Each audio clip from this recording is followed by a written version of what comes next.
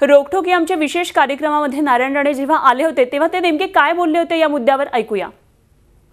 वारंवार असं सांगतात की पक्ष नेतृत्व, केंद्रीय पक्ष नेतृत्व आपल्यावर नाराज नाही। मग त्या पक्ष नेतृत्वाने संधी असूनही आपल्याला मुख्यमंत्री पद का दिलं नाही, क्रमांक 1।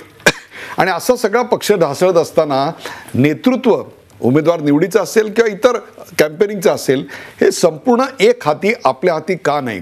मग आपल्या मर्जीतले आपण निवडून आणू शकणारे असे उमेदवार आम्हाला काँग्रेसचे उमेदवार म्हणून का दिसले नाही? तुम्ही आत्ता इकडे स्टुडिओमध्ये बोलताय, परंतु खरोखरच हे सगळं तुमच्या हातात एक हाती द्यायला काँग्रेसचं केंद्रीय नेतृत्व मानसिकदृष्ट्या तयार आहे असं वाटत नाही आहे।